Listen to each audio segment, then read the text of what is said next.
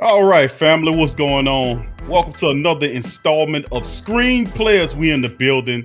I'm Big Q chiming in on this edition of Screen Players, and we got my co-host in the building, Uncle Mozzy.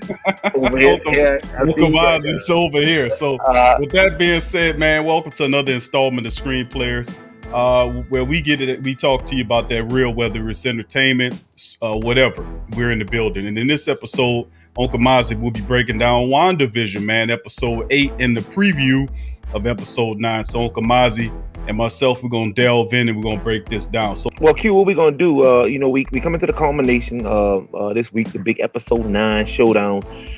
So we're gonna just do a. I know we late to the party. I get that, and I do apologize for that. But as we go along, we're gonna get a lot better with that. We're just gonna do a quick episode 8 recap, and then we're gonna do an episode 9 preview, which is gonna go down episode 9 this Friday. all right, we'll get that going, man, momentarily. So we queue up the video and we'll get started. All right, so here you see we are coming into episode 8, and this is right around. This is right after Wanda kind of just made Vision out of absolute nothingness, which we discovered was one of her powers at episode 8. It was at first revealed to us in previous episodes by Tyler Haywood, who's the director of Sword. We'll chime in with him in a minute. That Wanda actually had broken into the Sword facility and stole Vision's body. But we did see in episode 8, which we'll cover a little later, right here, as a matter of fact, you see her viewing Vision's body, and that's actually in the Sword headquarters. It was told to her that they are trying to de-weaponize him before he falls into the wrong hands, because this vibranium synthezoid was powered by an Infinity Stone, and they actually didn't want Vision to fall into the wrong hands. We do learn, however, that was all a ruse, and that Director Hayward was actually trying to weaponize Vision and reanimate him and reactivate him so that he could use the power of the Infinity Stone or whatever would drive him, an arc reactor or whatever, to be a complete sentient, under the control of Sword's weapon for the United States government, Sword in particular. All right, so right here you see this is actually a plot of land that Vision had bought for Wanda and him to build a home on, which is where they are right now. You see her actually, this is her actual radiation coming from her internal power source, and she's actually radiating out and manifesting and creating something from nothing. So as you go along here, you'll see this is where she had a complete mental breakdown. You got the power flowing all through her. There it is right there. You got the power flowing all through her, and as you can see, she's actually manifesting using hex magic, or what we discovered in this episode was actually chaos magic, to actually manifest and create everything around her whole environment.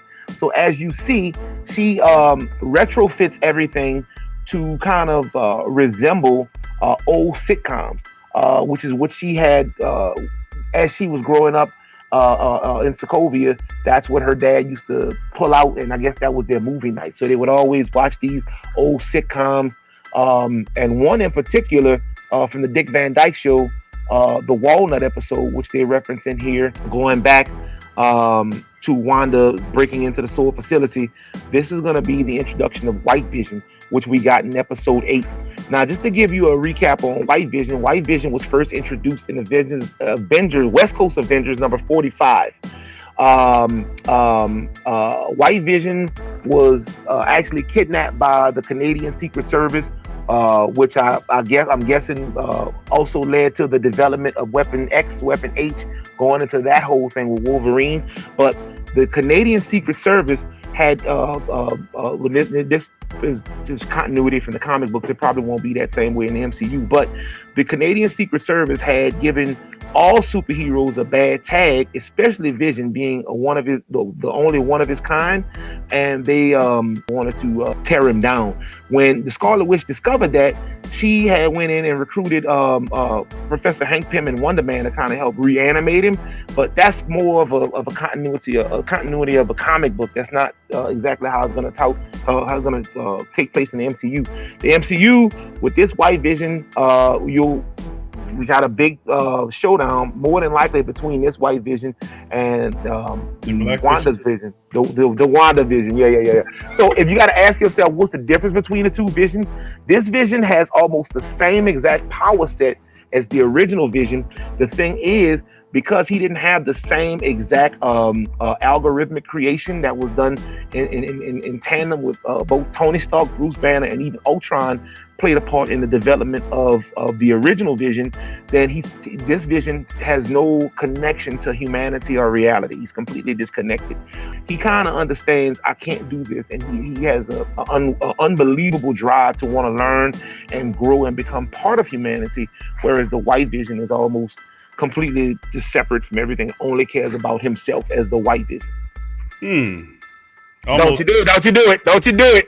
Don't you do it. Don't you do it. They said it, I didn't. We see here that director Haywood was having, he mentions in that closing scene, he mentions that he was having trouble trying to figure out how to power up this White Vision. It was already developed and ran, and that kind of leads back to why they were dismantling the original Vision in the Sword headquarters, because they kind of wanted to dissect him and see how he works, because they were having trouble bringing this Vision online. It wasn't until Wanda brought the missile out that they sent in to try to I guess kill her and end the entire hex that's going on right now. And she intercepted that missile and brought that missile back out. That missile was radiating with her particular energy signature, and they used that energy signature to animate this Vision. Once he discovered that that's all they needed, that's what he went with, and that's how this Vision, the White Vision, came online. And this leaves me with a little concern, and I'm going to tell you why. You see how he's looking at his hand, and he's kind of in disbelief that he's even alive. Now, you got to realize that this is the same work that they were trying to do in Wakanda to try to reanimate him and bring him back to life. Unfortunately, Shuri wasn't able to do that because Thanos came and invaded Wakanda and ultimately killed Vision before they were able to separate him from the Mind Stone.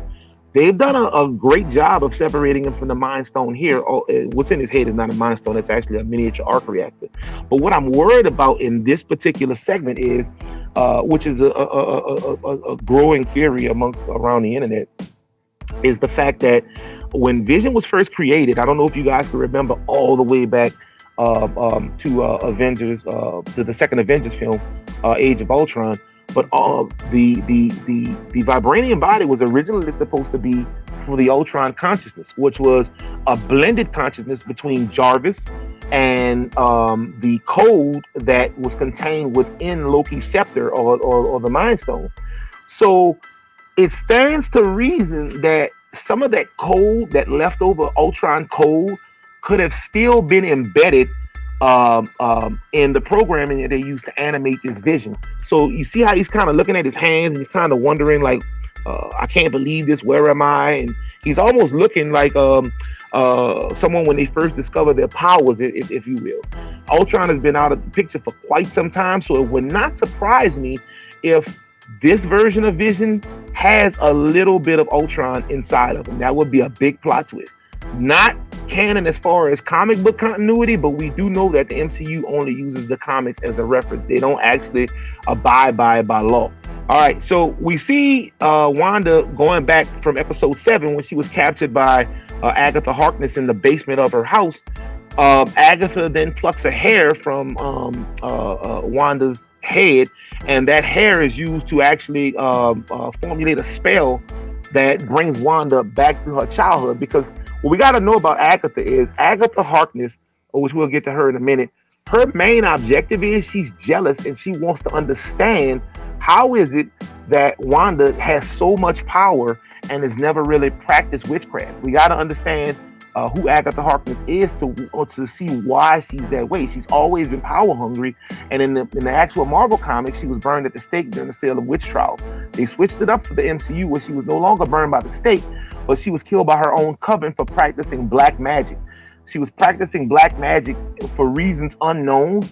Besides the fact that she wanted to become really, really powerful, but there was a real touching moment within this episode 8 where her and Wanda well, actually, it was Wanda revisiting the second Avengers headquarters, where her and Vision shared a moment because they were kind of, I guess, held captive there for a while, and that's when they first kind of made their bond or connection. And Vision had made a comment basically regarding love and human feelings, and you saw where Agatha actually had a moment where she shed a tear. Whether she was doing that to be sarcastic or whether it was due to the fact maybe she lost a loved one and that's why she was practicing black magic or black arts to try to bring that loved one back, we don't know. But we do know that it appears that Agatha shed a tear. So that was one of the first human elements of Agatha as we have known her now as Agatha Harkness for the last couple episodes. But she just basically wanted to delve into Wanda's past and see why she was as powerful as she was, and she uncovered some real Easter eggs that we didn't even know about because they didn't do a real good job setting Wanda up. At the end of Captain America and obviously bleeding over into the Age of Ultron, we never got to saw her and her brother Pietro as they grew up in Sokovia. We never saw that, so we didn't understand. We knew that she had a vendetta against Tony Stark and Stark Industries. We knew why, because her house was bombed with a Stark missile, and she was left for 2 days with her and Pietro before someone came and rescued them. But luckily for them, the bomb never detonated, which we did also find out in episode 8 why the bomb didn't detonate, because we know Tony Stark, especially when he was making military weapons, didn't make many mistakes. So you would make a dud bomb. You got to really contact Justin Hammer if you want bombs that don't explode. So I'm not promising that's how it's going to be moving forward in the MCU, but Agatha was sort of a mentor to the Scarlet Witch and taught her how to actually practice witchcraft and not rely so heavily on her powers, which we also discover in this episode. It was pointed out to me actually by my son that Wanda may have been born with those powers beforehand, and the powers of the Mind Stone simply enhanced the powers that she already had that would have eventually have just dwindled away hadn't she come in contact with the Mind Stone. Through her childhood, and this is family dinner night, if I'm not mistaken, where the father comes home with a box of movies. You see the old television right there. They're entering in. Agatha's trying to push her forward, and she's going to actually turn back into a little girl right here. This is going to be Lil Wanda, talking to her dad. And this is going to be what her dad's going to ask her. It's movie night. What movies do you want to see? And there you see Pietro right there, and that's the movies. Now, stop right here. If you see, anybody that's watched WandaVision from episode 1 to now, each one of those DVDs represents a period of the show. You remember we started out in the I Love Lucy, Bewitched, Dick Van Dyke era, and we got all the way now into the Malcolm in the Middle kind of QWERTY, breaking the fourth wall of the 2000 sitcom type of episode. And then we go into an episode kind of remnant of The Office, where they're also breaking the fourth wall and they're doing a lot of commentary outside. So this is where she got all of those ideas from. So as her dad's asking her here, which I could tell you right here because I saw the episode, the dad is letting her pick. She's picking that episode of Dick Van Dyke, an iconic Walnut episode of Dick Van Dyke. And I want to if we can stop right here. I want to touch on that episode. That episode was picked. It's almost a direct correlation of what's going on in WandaVision. See, because what's going on in that episode, he and his wife, they go to sleep and he has a bad dream and wakes up and there's all kind of alien invasions and all kind of weird stuff going on. He thinks within the episode, the framework of the episode, that he wakes up, and he wakes up only to find that he didn't wake up, and even his wife had been overtaken by these aliens and her body had been abducted and everything's kind of crazy and he lost everything. But at the end of the episode, as she made reference to in this episode, at the end of that Dick Van Dyke episode, as she told Pietro, when the episode is over, everything will be well. Pietro asks, how do you know? And she said, well, because this isn't that type of movie, or this isn't that type of show. So that makes reference to a fake reality that everything ends happy, but not actually Wanda's reality. Everything in Wanda's life falls apart, whether it's the losing of her parents and bombing of her house when she was a little girl living in Sokovia, whether it was Pietro getting shot down in Avengers Age of Ultron, or whether it was her losing Vision to at the hands of Thanos in Avengers Infinity War. She's always experienced just some of the most traumatic things that one could ever go through. And she experienced them at a very young child, 10, 11, 12-year old as a child. This took place in 99. So she's not really far removed from everything. And she's trying to cope with it the best she knows how, but she's officially snapped.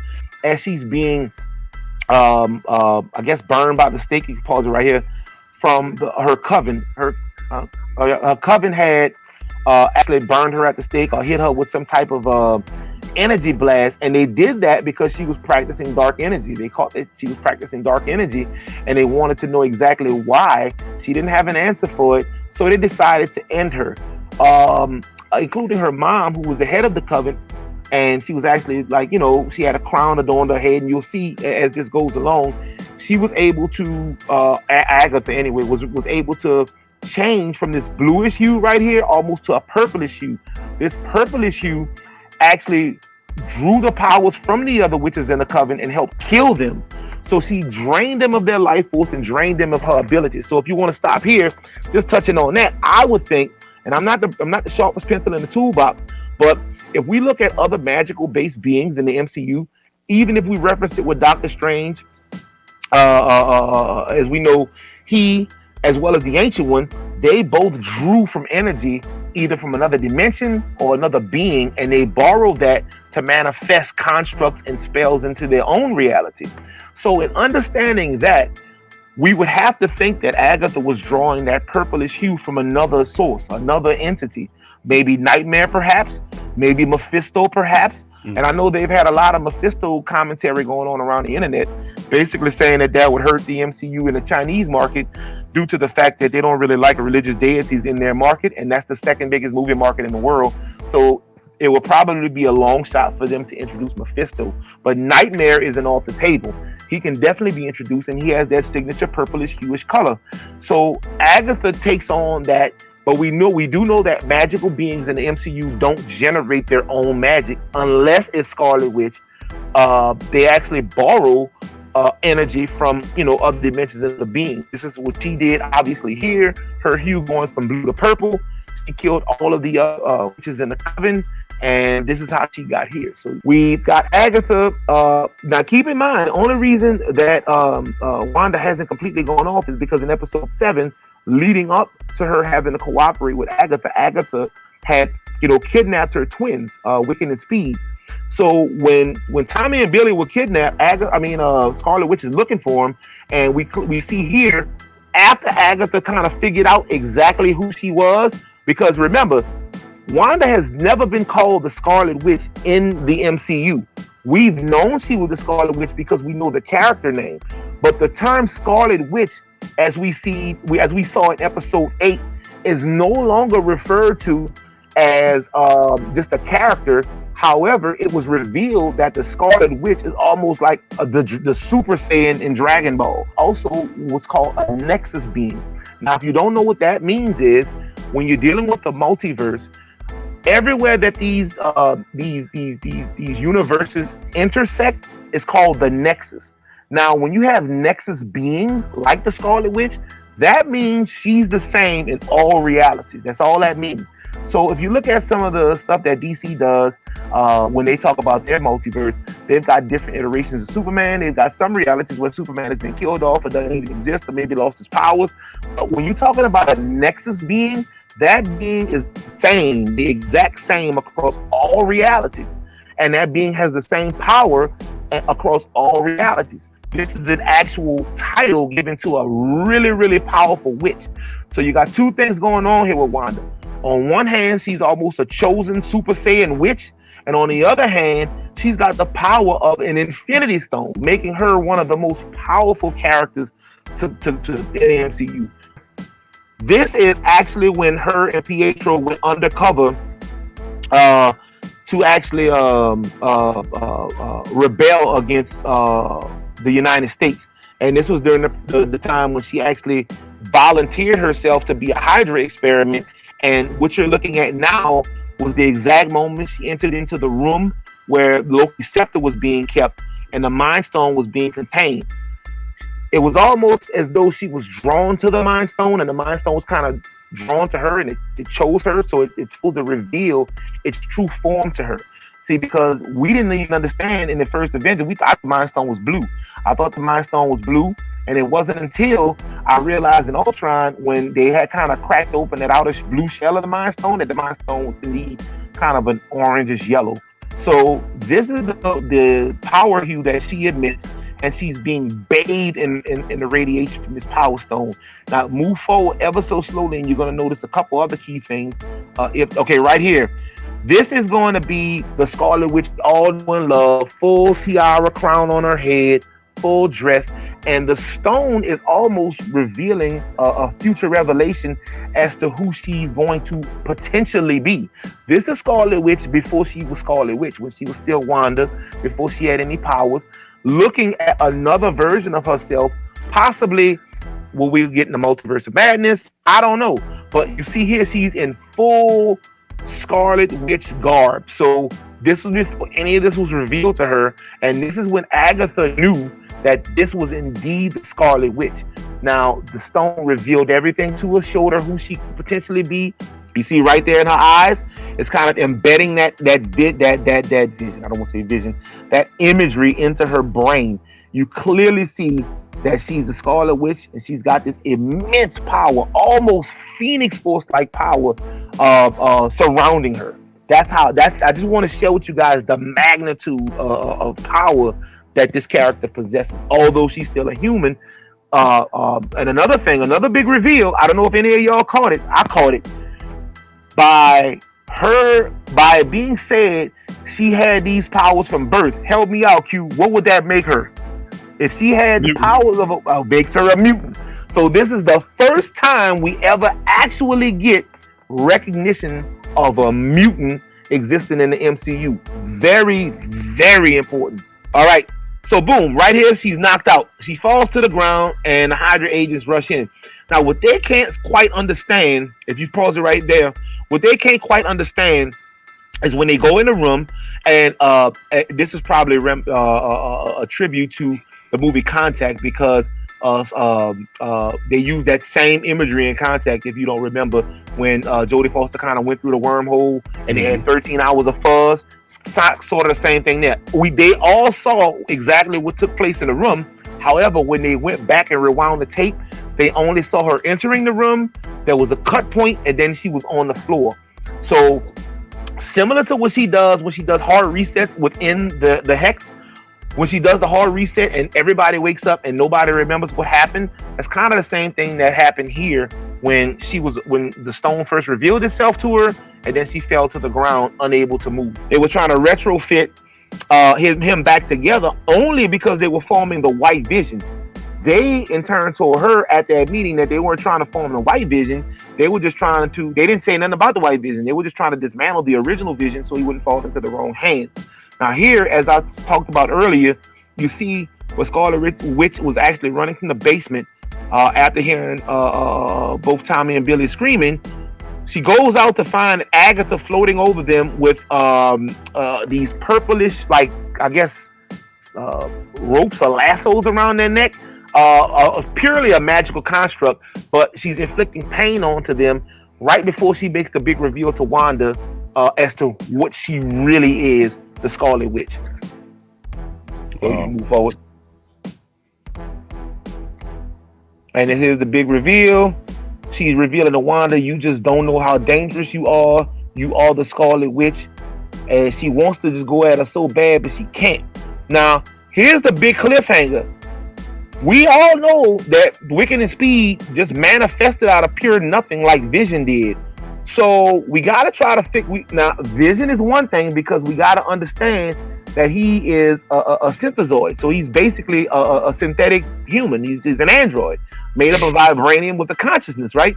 So what we got to figure out is, I can understand Vision because that goes back into, and I like how they're trying to cross religion, Catholicism. They're trying to put a bunch of stuff into these movies and into these shows. Mm-hmm. But in the comic, Wiccan and Speed were actually manifested out of nothing at first thought, but then it was revealed that she was able to make these beings because they were a part of Mephisto's soul. So it goes back into how can you create a human being without an actual soul? So if Wiccan and Speed actually do exist, we got to kind of wonder where their souls are. Now in the comics, which again, they don't quite follow the same continuity as the MCU, but it is often used as references. Mephisto, part of Mephisto's soul went into the making of Wiccan and Speed. This is what happened when Mephisto came and took his soul back. This is why Wanda kind of went crazy and the whole House of M thing started when she obliterated all mutants. This was covered up for a long while by the same Agatha Harkness that we see here, who basically erased Wanda's memory of Wiccan and Speed, kind of returning her back to a normal state of mind. It wasn't until she remembered that Wiccan and Speed were absorbed back into Mephisto, and we'll have a topic on him later. Mephisto will be the equivalent of Satan in the MCU. When Mephisto revealed that Wiccan and Speed were absorbed back into his life essence and force, and that they were a part of him this whole time, and she realized she would never see them again, and they were a thing, and that spell was broken that kind of had her blind to Wiccan and Speed's existence. That's when she went crazy. We clearly see Agatha is using Wiccan and Speed as leverage, and what I'm thinking is she's gonna use that for Scarlet Witch to either relinquish all her powers and abilities to Agatha, or possibly use Scarlet Witch to create a reality in which she resurrects the loved one that she's been trying to resurrect, or maybe she gets an absolute power. Who knows? All right, so this is the big reveal. And she reveals to her that you are the Scarlet Witch. All right, this is her going back, getting a run around from Sword. This Sword telling her that the body isn't there, the director isn't there. And keep in mind, Director Hayward has kind of been like, he's like the new villain, along with Agatha, obviously. We thought he was a good guy at first, especially when he was introduced. See, and now this is the part where I talked about where Agatha shed a tear. This is the first moment that Wanda and Vision shared before they actually had their real in-depth relationship, when he was trying to, and that's the tear that you see right there. Now, I don't know if she did that out of sarcasm, but when I saw that, I was like, wow, she shed a tear. So maybe she's doing all of this in practice dark magic and is trying to get everything out of Wanda she can get so that she can go on her own quest of selfishness. Maybe she is Wanda, this 400 years old. I don't know. We do see clearly here her shedding a tear, something we've never been able to identify with this character, because for the first 6 episodes, although we had our suspicions, we thought that this character was under the same mind control as everyone else. But we realized when Vision, especially Vision sold it to us when he kind of woke her up for the Halloween episode. I thought, well, maybe she can't be under anybody's spell, but we saw in episode 7 that she was just the whole time playing a role. But we really got to pay attention to whether or not any Ultron is still going to be left in, because like I said, that's a possibility. And this is the magic property deed. Well, not the magic, but the hidden property deed, or that folded up piece of paper we wonder what was Wanda carrying around. That was a property deed for the property that Vision bought for them, and so they could have their own white picket fence lives and kind of move on from the events of Infinity War and Endgame. But obviously that never happened because he fell at the hands of Thanos in Infinity War, and she was obviously snapped out of existence until Endgame, and then came back with a super vengeance. We know that she's the one who was animating him, although I am confused as to how she was able to animate him, because or who actually brought him to life, because she's never taken credit for actually bringing him over from another universe. She did take credit, however, for reanimating him and almost necromancing him to a degree. So although she does have the power to necromance someone to a certain degree, she does not have the power to pull a being from one universe to the other. So we gotta see how the Evan Peters, we still have yet to see how the Evan Peters Quicksilver made it from the Fox universe over to the MCU. We presume that Wanda had done it, but it was revealed to us that the fake fake Pietro, was being controlled by Agatha this whole time. So in no shape, form, or fashion, At least from what we see as viewers, did Wanda pull him over from any of other universe, including Fox's X-Men. All right, so here we see the Hex. The Hex is growing. Now, for those of y'all that don't know what that is, it's strictly Hex magic, which has been revealed to be Chaos magic. Now, we could pause for a minute. Chaos magic is simply put like this. Chaos magic is the opposite of good magic, which Doctor Strange wields. So those two forces are balanced, and there is an Easter egg, or there's been a big reveal that there's going to be a special guest appearance in episode 9. So Strange. we don't know if it's going to be Strange. I believe Would be appropriate though. it would be appropriate, but it could also be, which I don't see it being this, because we're really far away from an X-Men or an X-Men movie in the MCU. That will probably be late phase 4, phase 5 at the earliest, mid phase 5. But what if it's Magneto? Because we all know that Scarlet Witch's original story was that Magneto was father to both her and Pietro, right? That's right.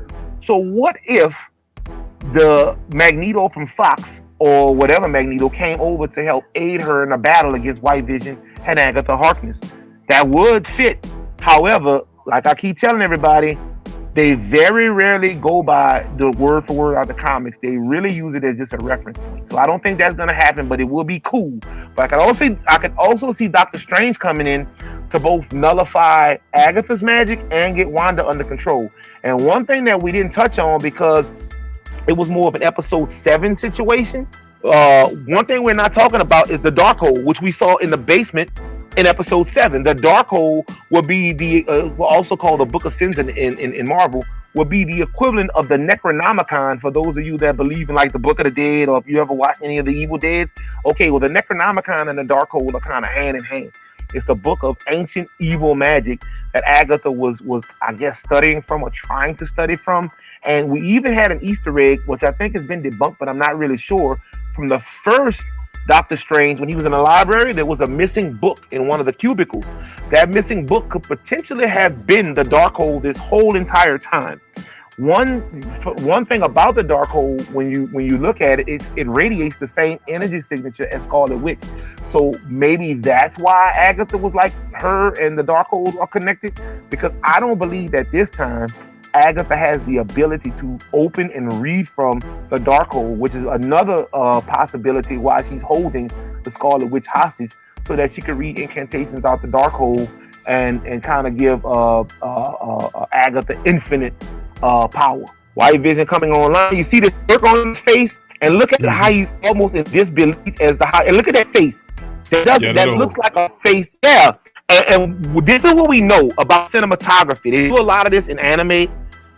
Whenever you visualize an angle coming from underneath and you're peering up to somebody, that is meant to show evil or a dark side.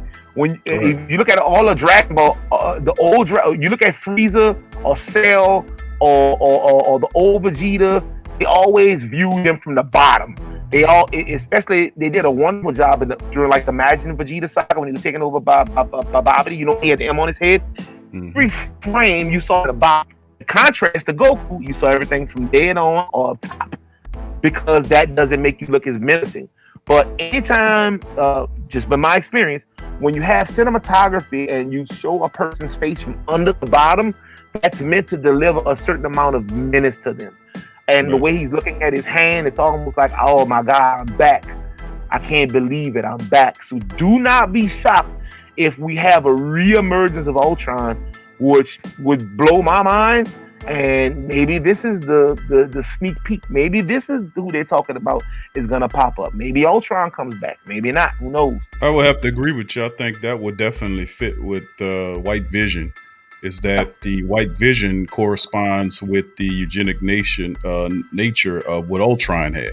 So, I mean, you could see the mentality of the characters do have a bridge there. So it wouldn't be a far jump to say that, Uncle Mozzy. So I agree with you on that. Let's fight for it. You see him holding hands. So Vision does return back to the house.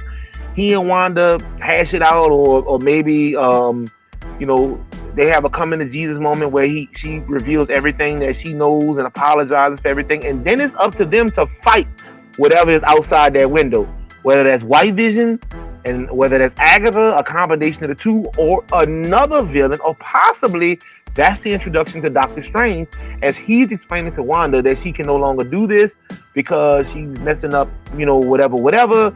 And here's the other big thing that I want to point out to people. I don't know if you guys remember from Endgame, but in Endgame, the Ancient One told Bruce when he went get the stone that if the stones are not placed back in their right timeline, to the exact point, then it can create offshoot timelines. And which brings up villains like Kang the Conqueror. We know that Loki is going to be working with the TVA, the Time Variance Authority. Yep. So it all kind of falls into play all into reason that this very well could be Doctor Strange telling Wanda that he can no longer do it, because you got to remember what else did, and this what makes Wanda so powerful. What did Wanda manifest out of sheer nothingness along with Vision? A brand new Mind Stone.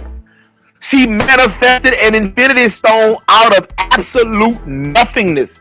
That is true. You see? So a being that can manifest a stone that's been here since the beginning of creation, that's a being that's got to have some kind of checks and balances. Otherwise, it can end up bad. Also, now you're stuck with two Infinity Stones existing in the exact same timeline. Because although Thanos used the first Infinity Stone to kind of to destroy him, it was learned in Endgame that the Infinity Stones still exist, only on an atomic level, which means in theory you've got two Mind Stones in existence at the same time in the same universe with the same timeline, which is definitely got to be a problem when you're taking a character like Doctor Strange, who's in charge of all magical and cosmic type threats, right? Right. Interdimensional threats. You got two stones that exist and what makes Vision even more dangerous at this point. The Mind Stone in his head is the only stone still left that can actually be used, but it can actually warp reality.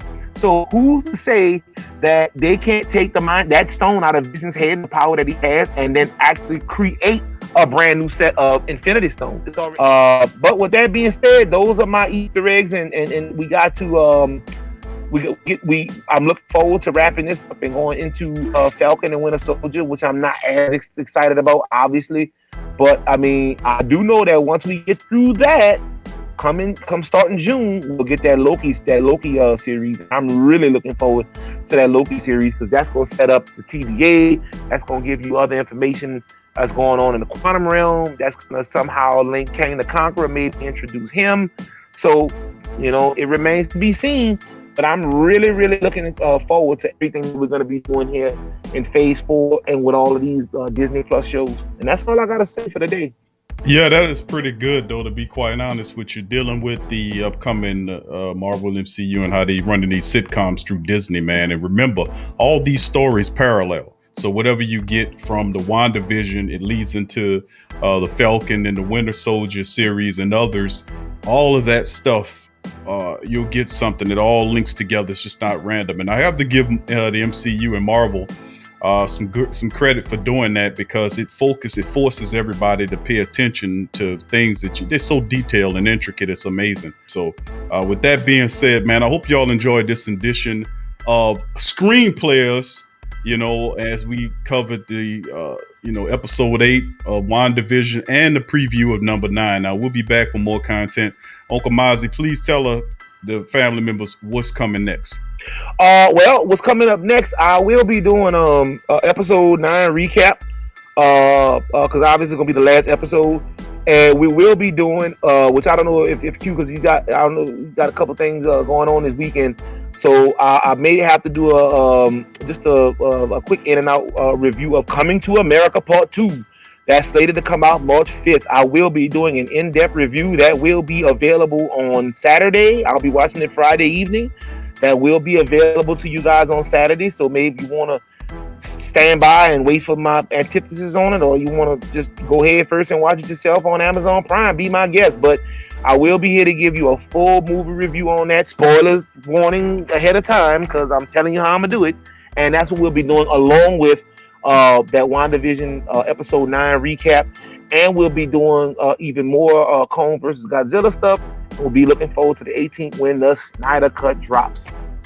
Yeah, a lot of great stuff, man. Not to mention, we'll be covering some of the latest social media news and the other things that'll be going on. Some fool might glue their face to a table or something, whatever it may be, or whatever news items, notes, and things that are trending and that are interesting. The screen players will be here. So I'd like to thank all you guys for chiming in. Please hit the like button, subscribe to the screen players right here, man. We got you covered. So with that being said, I'm Big Q, Uncle Mozzy in the building as well, and we'll peace you later. Peace.